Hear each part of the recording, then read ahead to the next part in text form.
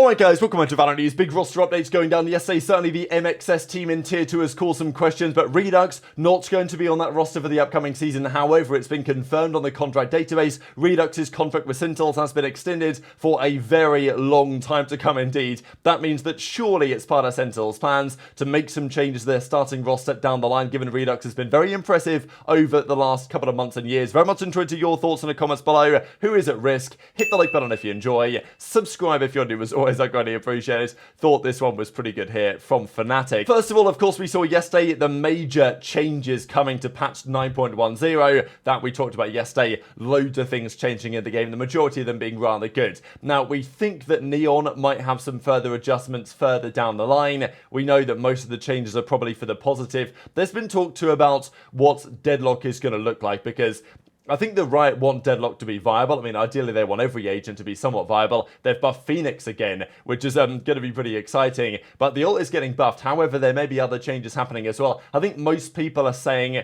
Deadlock's trips just aren't great and don't really work very well. Some sort of buff there, I think, would make Deadlock more viable, but, you know, whether pros would ever be so willing to really play her in competitive, because she's not been seen very often at all, that is a bit of a question. Now, the Red Bull Homegrounds is coming up very soon, and this is a pretty big deal as well. So yesterday was the international play-ins on the upper semi-finals and then the finals for various teams to qualify for the Red Bull Homegrounds tournament that we shall see in a second. So lots of just single elimination, best of ones here, and well, we saw the following. I think it was actually double elim, but just best of ones. So G2 played BBL yesterday, and G2 get the dub. Trent, Valin, Jorgamo, Jonah P, and Leaf. That's obviously a very exciting squad for the new season. They took down at BBL 13-5.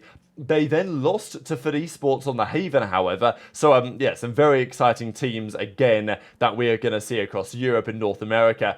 Certainly G2, I'm looking forward to seeing how those guys get on, because, you know, I never felt like last season they were actually that good, but they did kind of prove me wrong towards the end of the year, but they never really made the direction changes that they would have liked to. They get rid of Icy in the end. They brought in Jorgamo, and on the Neon, I think that's going to be a potentially deadly combination, but they did lose this best of one. However, when it mattered, they 13-3 permitted Unicorns, and they went on to qualify regardless. So, yeah, congratulations to the teams that qualified. Those teams, of course, from the international play-ins, being FUT Esports, who qualified through the upper side, and then G2 qualified through the lower side, and you know, because BBL were knocked out here by permitted Unicorns in a 15-13 fashion. So, you know, the favourites made it. G2 Gozen actually played as well, was kind of interesting, because of course they made it very deep at the Game Changers World Championship, and yeah, they went down to BBL 13-5 in the first round, and then they went down to Sicko 13-7 in the lower side. So again, it just goes to show that even with these tier 2 teams,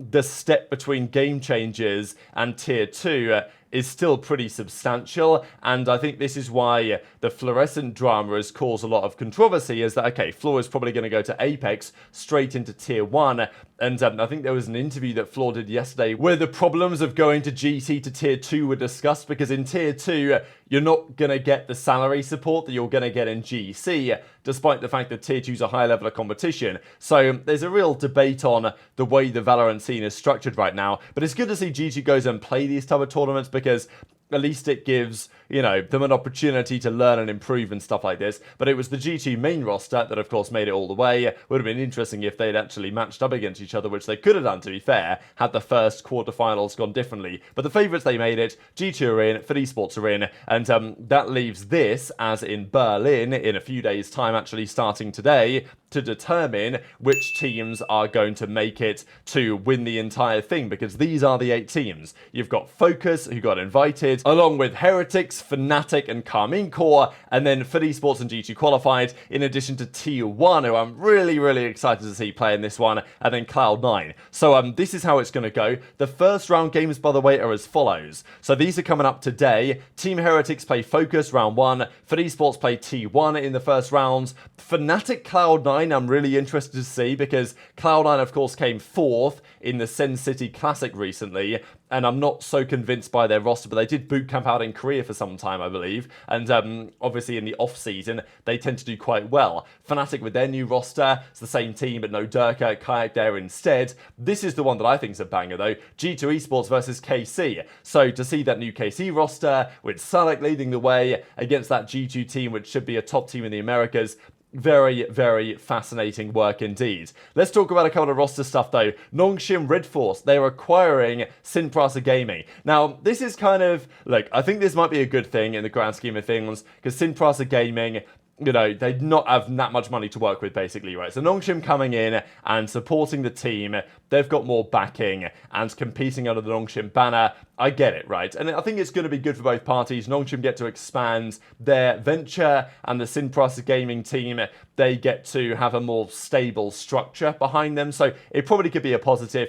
I think the sad thing for many, however, is just that I love the Sinprasa Gaming logo, right? Like the logo, the branding, the colours was all so nice, and I feel like they could have done such a fire jersey, but also skin in the game, whereas now Nongshim are going to come in and effectively take them over, and it's another red, white, and black brand, and we've got a million of those, and it's going to be another red, white, and black skin in the game, whereas the Sinprasa Gaming one could have gone very hard, I think. So we'll see about that, because if they compete under that branding, maybe they can still say to Riot, hey, we want to use this old colour scheme for our skin, and that would be nice. But let's talk about MXS, because they confirmed their team yesterday. They confirmed their new head coach, assistant coach, of course, Sean Gares, still over there as the, well, team manager, the general manager of the team. And yesterday was pretty dramatic, actually, on this one, because, well, Tanmay describes about 45 minutes here before the announcement goes live on what the roster is going to be. Moisture Fire revamped its roster ahead of NA Challenger Split 3, featuring former M80 player BCJ. So Paint,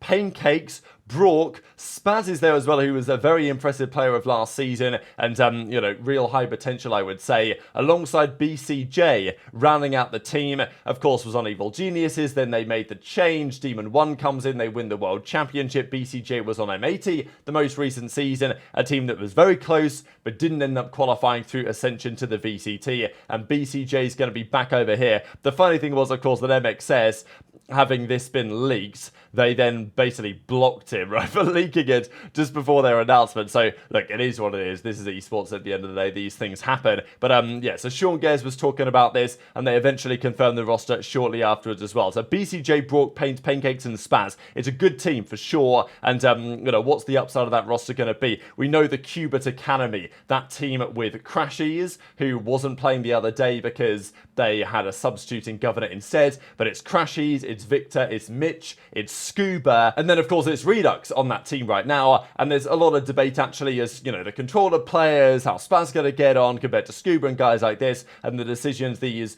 top teams are making over there in challenges. But yeah, an exciting roster for sure, and obviously there was lots of discussion about it, as BCJ says, happy to be joining the team as the new IGLN captain. So yeah, wishing BCJ the best, of course. Over the last couple of years, a very well liked player in the community, but has not got the results that it wanted to given the circumstances. So yeah, obviously there's a lot of talent on that team. I'm looking forward to seeing how they get on, given who knows how the Qubit Academy are going to do going forward. The big debate on that, however, is the following, because yesterday it was noted in the contract database that Reduxx's contract has been extended to 2027, which feels like a long time away, and to be fair, it is. I mean, we're talking like a 3-year contract at this point, and that's a serious commitment to Reduxx. Now, incredibly talented player, was on the Oxygen team last season, did very well. Bonkart, the coach of that team, Verno, one of the stars of that team, now gone to NRG, and Sentinels don't want to miss out either on that Oxygen Esports organisational collapse.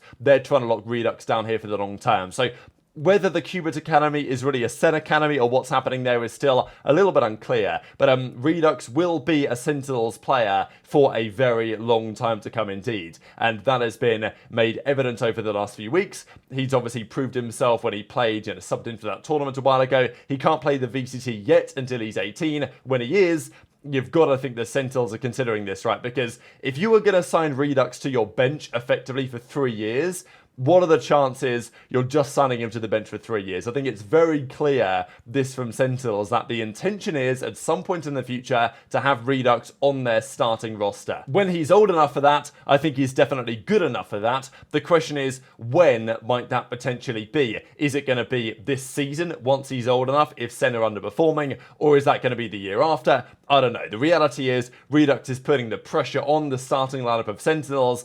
And, you could do that and have him on a 2025 contract and then renew it potentially for the next year. Because if you go to Reduxx and say, hey, we want to keep you around on the team, is he going to say no? Unlikely. And of course, unless he gets a big starting offer elsewhere that Sentinels don't want to explore. But locking him down like this for 3 years, it's very much indicative that he will be a mainstay of that Sentinels organization and likely on their starting roster at some point. So that's when people are looking at Zellsis. People are, putting the pressure on already that, Zellsis hasn't made it clear what his plans are going to be for the future. He knows that he's not going to try and retire. Like, he wants to play as long as he can play realistically. And it's not necessarily only Zellsis that would be under threat, but it's not like Zekken or Gen.G are going anywhere. And then Narrate and Bang, the new players, they've proven their worth as well. But obviously the trajectory will depend what changes might need to be made, if any at all. But I think this is definitely a statement of intent from Sentinels. The Reduxx is part of their plans, and Reduxx is here to take a starting roster spot at some point. So